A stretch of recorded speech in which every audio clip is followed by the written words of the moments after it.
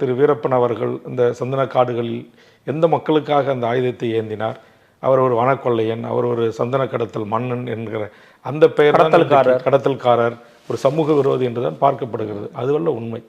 அங்கே நான் சொன்ன இதே நிலை தான் அங்கு நிலவியது. அந்த மலைவாழ் மக்களை அங்கிருந்த வனத்துறை, காவல்துறை, அரசு துறை அதிகாரிகள் எப்படி தங்கள் பாலியல் இச்சைக்கு பயன்படுத்தி கொண்டார்கள். கேட்பாரற்று அவர்கள் பயன்படுத்தப்பட்டு தூக்கி காடுகளிலே கொன்று குவித்து தூக்கி வீசினார்கள்.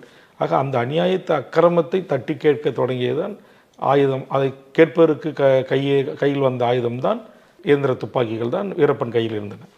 ஆக நாம் ஒவ்வொரு காலகட்டத்திலும் ஒவ்வொரு சம்பவங்களும் எவ்வாறு எதற்காக நடந்தேறியது என்பதை நாம் மிக கூர்மையாக ஆய்வு செய்கின்ற போது அதற்கான உண்மை தன்மைகள் இருக்குது. இன்றைக்கி உயர்நீதிமன்றத்தினுடைய நீதியரசர்களே சொல்லியிருக்கிறார்கள். இன்றைக்கு சந்தனக்காடு வீரப்பன் அவர்கள் தேடுதல் வேட்டையில் நூற்றுக்கணக்கான பெண்கள் பாலியல் உள்ளாக்கப்பட்டிருக்கிறார்கள்.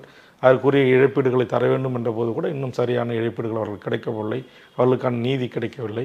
அதுபோன்று உங்களுக்கு இந்த பாலியல் வழச்சாத்தி பாலியல் வழக்கிலிருந்து புத்தூர்லேருந்து வசந்தாவிலிருந்து உங்களுக்கு சிதம்பரம் பத்மினியிலிருந்து எண்ணற்ற இடங்களில் நடைபெறுகின்ற இந்த பாலியல் வல்லூருக்கான நீதி இன்னும் கிடைக்கப்பெறாமல் தான் இருக்கிறது.